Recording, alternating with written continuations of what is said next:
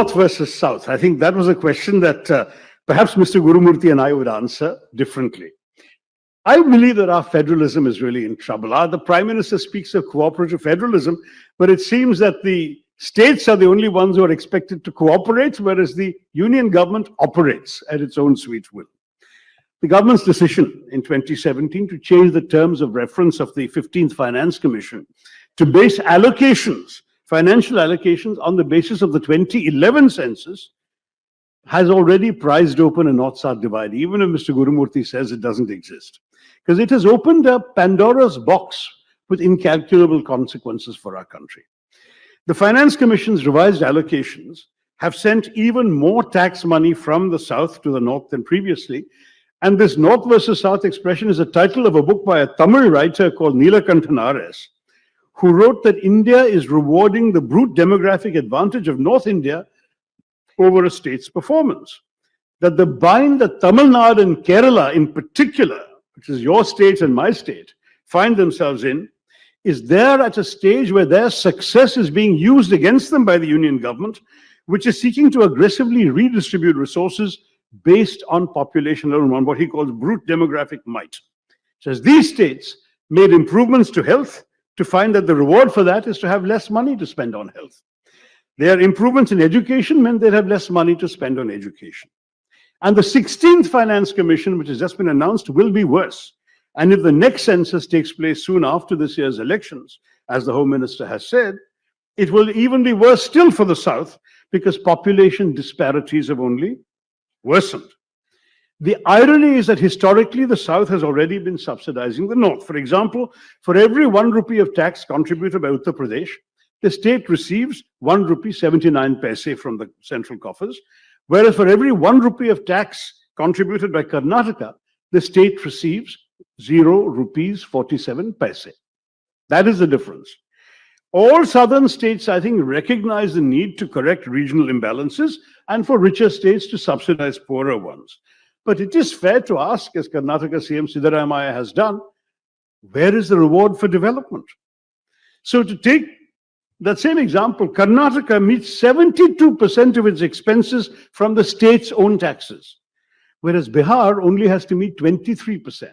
77% of Bihar's expenses are given by the union government. So unlike most federal systems in the world, India's revenues are going disproportionately to its worst performing states.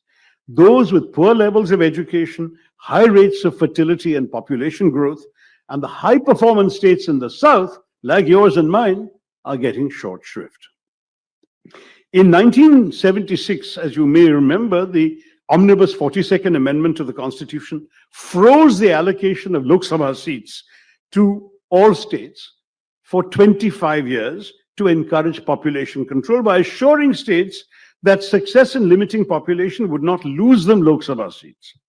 In 2001, the then NDA government, headed by the BJP Prime Minister Atal Bihari Vajpayee, extended this arrangement for another 25 years.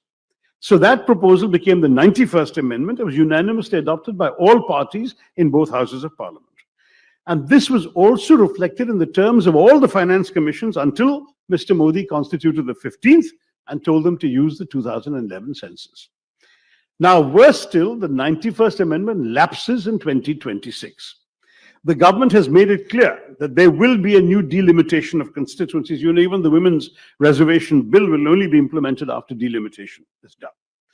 If the intention, as many suspect, is to fill the rather cavernous hall of the new Lok Sabha building, then Uttar Pradesh alone may have more MPs than all the southern states put together. Where does that leave our federalism? If, for instance, the Hindi-speaking states can alone muster a two-thirds majority in parliament to amend the constitution, what would prevent them, for instance, from passing a law making Hindi the official national language? Every year, somebody from the BJP gets up and asks for that to be done. Now, I say this because the North's enhanced political clout in parliament will be coming at a time when population disparities will still worsen in the short term. Tamil Nadu's fertility rate is 1.6, Kerala's is 1.7, UP's is 3, Bihar's is 3.2. So You could argue, why should Kerala be punished for its impressive performance by receiving less revenue from the Finance Commission and also losing seats in Parliament, thereby being forced to dilute its voice in national affairs? Why should Tamil Nadu's reward for extraordinary economic success, sustained growth, and population control be lower tax revenues from the center? Now, the government's answer would be, these are the rules in a democracy. One person, one vote means the more people you have, the more political clout and tax rupees you should get. Tough. But in a country like India, whose diversity is held together by a sense of common belonging, but whose civic nationalism must accommodate a range of states with divergent levels of development, it is essential that all people feel that their common nationhood is a winning proposition for them. I'm a very proud Indian. And frankly, I don't think Malayalis can afford to be anything else, because Malayalis are all over the country, working everywhere in India.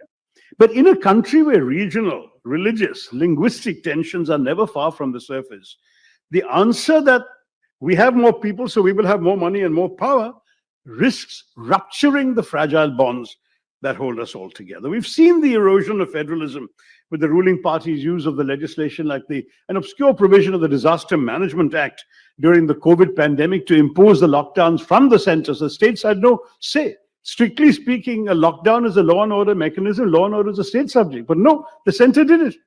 And the fact is that the states therefore had no control over these lockdowns during the COVID pandemic, and their ability to respond to the pandemic was restricted. The invention of PM Cares, which meant a limited flow of funds to the CMs, the various CMs relief funds, because everything was now going to a new PM fund. The acceleration in the proportion of central sponsored schemes that effectively reducing states to mere implementing agencies. And add to that the move towards destroying the balance in our fiscal federalism that in previous governments was carefully maintained so that our states felt empowered. Now, you have to know, funds transferred to states from the union government has gone down in each of the last 3 fiscal years, from 4,60,575 crores in 2021-22 to just 3,59,000 in 23-24. A similar trend can also be seen in the devolution of tax revenues. The state's share of tax revenues has come down to just 30.4% in the last budget, whereas in the 14th Finance Commission, states used to get 42%. So we are in a situation where this government has increased its own financial powers at the expense of the states. And on top of that, they've also increased the cesses and surcharges, which do not need to be shared with the states. So in 2011-12, the last figure I saw for the UPA government, cesses and surcharges was 8.16% of gross tax revenue. Under this government, it has tripled to 28.08% of gross tax revenue. Now, the question is, if over 10 years you can more than triple the amount of money you're getting that you can spend in the center and not spend in the states, what happens to our federalism? And I do worry about the Hindi, Hindutva, Hindustan politics of this government, because this culture of Aryavrat domination that infects the attitudes of some has already raised disquiet amongst many, many southern politicians. Maybe Mr. Gurumurthy and others here may not feel it's such a big issue. I think it's a very serious issue, because the financial and political consequences of all of this threaten the very unity of India. If the South faces political disenfranchisement to go along with a sense of financial victimization, then that combination is absolutely bound to generate resentments that can spill over beyond the confines of our routine politics. I don't want the unity and integrity of India to be threatened in any way. And like every Indian, I rejoice in our successes and applaud our aspirations. But at the same time, we must ensure that we pursue this adventure in a more open and more equitable society.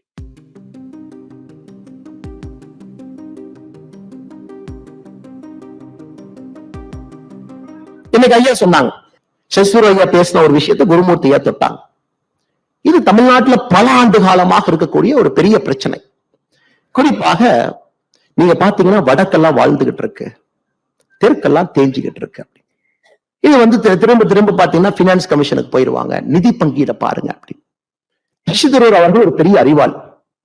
நிச்சயமாக இவங்களுக்கு தெரியாத ஒண்ணு இல்லைங்க ஐயா. இன்னைக்கு இருக்கக்கூடிய formula modified version of Gadgil formula அப்படிங்கிறது 1969 இந்திரா காந்தி அம்மையார் கொண்டு வந்தது. இந்திரா காந்தி அம்மையார் 1969 காங்கிரஸ் ஆட்சியிலே கொண்டு வந்த பொழுது north south different states devolution of resources பாப்புலேஷனுக்கு 50% இந்திரா காந்தி அம்மையார் வெயிட்டேஜ் கொடுத்திருந்தாங்க. அது 100 ரூபாய் நம்ம அனுப்புறோம், 100% 50% வாஸ் பாப்புலேஷன். 1990ல திரும்ப காங்கிரஸ் எல்லாம் இருக்கும் பொழுது இட் வாஸ் ஸ்டில் 35%. நம்முடைய ஆட்சியில நாம கொண்டு வந்த பினான்ஸ் கமிஷன்ல குறிப்பாக 15வது பினான்ஸ் கமிஷன் முழுமையாக நம்மோடு இருந்துச்சு.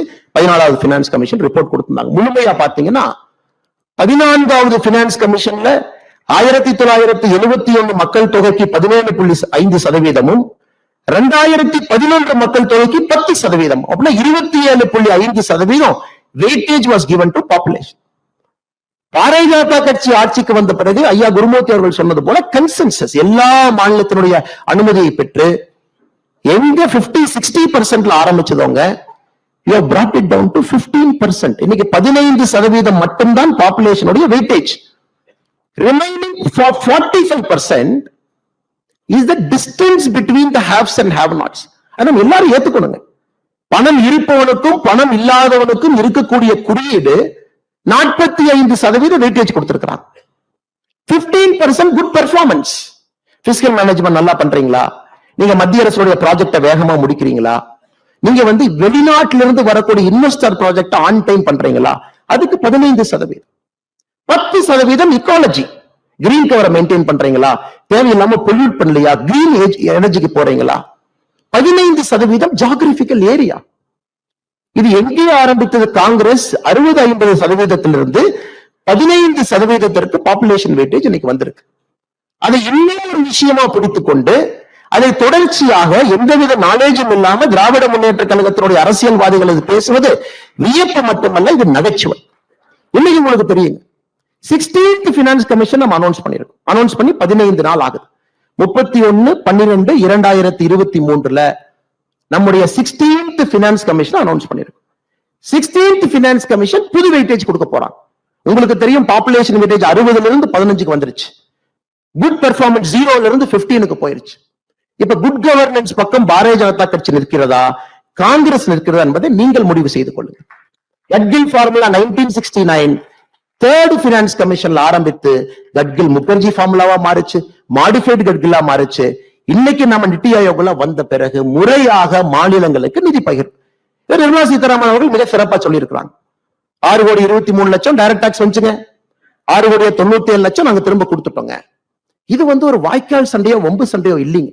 எனக்கு ரொம்ப ஒரு கஷ்டமான வேலை, ஒரு அரசியல் தலைவராக, ஒரு இந்திய குடிமனாக இந்த சப்ஜெக்ட பேசும்பொழுதே உடம்பு மேல ஒரு கம்பளி பூச்சி ஊடுற ஃபீலிங்ல தாங்க நான் அதை பேசுறேன். ஏதோ ஒரு வாய்க்கால் சண்டை வம்பு சண்டையை போல நார்த் இந்தியா எப்படி, அங்க பாருங்க பீகார் எப்படி, தமிழ்நாடு எப்படி. நம்ம அனைவரும் இந்த அரங்கத்தில் இருக்கக்கூடிய நம்ம அனைவருமே ஒரு பெருமையாக இருக்கக்கூடிய தமிழர்கள். அதை தாண்டி இந்தியாவை நேசிக்கக்கூடிய முதன்மையாளர்கள் தான் இந்த அரங்கத்தில் நாம் இருக்கும். நேஷன் ஃபர்ஸ்ட், கண்ட்ரி ஃபர்ஸ்ட் நம்ம ஒருங்கிணைச்சு உட்கார வச்சிருக்கோம். இன்னைக்கு இதே யோகிஜி அவர்கள் ஒரு கேள்வி கேட்கிறாங்க. தமிழ்நாடுடைய லேபர் ரெஜிஸ்ட்ரேஷன் போர்டுல 25 லட்சம் மைக்ரண்ட் லேபரை பதிவு பண்ணிருக்காங்க. அபிஷியலி கவர்மெண்ட் ஆஃப் தமிழ்நாடு 25 லட்சம் மைக்ரண்ட் லேபரர்ஸ் பதிவு டேட்டா வச்சிருக்காங்க. அன்அபிஷியலி உங்களுக்கு தெரியும், அது 40 லட்சத்தை தாண்டி இருக்கும். இன்னைக்கு யோகி அவர்கள் முதலமைச்சருக்கு போன் போட்டு, அண்ணா என்னுடைய நார்த் இந்தியன் லேபரர் தமிழ்நாட்டுக்கு வேலை செய்யறான், உங்க ஊர்ல வேலை செய்யறான், அல்லது அண்ணாமலை ஊர்ல வேலை செய்யறான், அல்லது குருமூர்த்தி அவங்க ஊர்ல வேலை செய்யறான், அல்லது தமிழினி ஐயா ஊர்ல வேலை செய்யறான், அல்லது ராதாகிருஷ்ணன் ஐயா ஊர்ல வேலை செய்யறான், நல்லி குப்சாமி செட்டியா ஊர்ல வேலை செய்யறான்.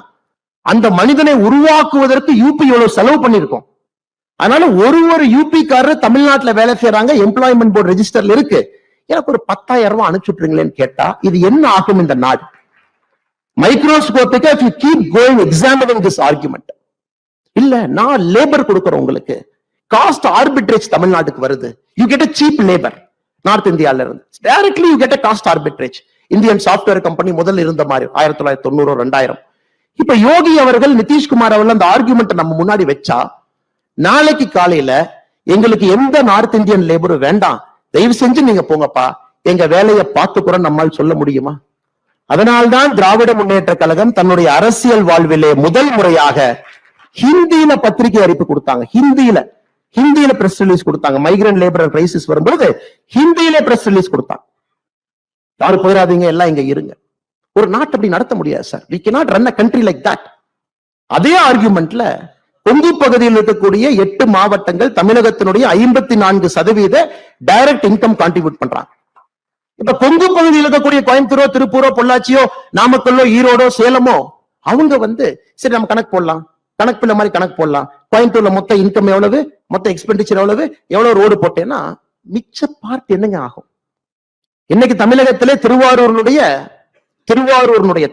கலைஞர் கருணாநிதி அவர்கள் பிறந்த திருவாரூரினுடைய கிராஸ் எக்கனாமிக் அவுட்புட் தமிழகத்துல 1.5%, 1.5% தமிழகத்தினுடைய கிராஸ் எக்கனாமிக் அவுட்புட் திருவாரூர்.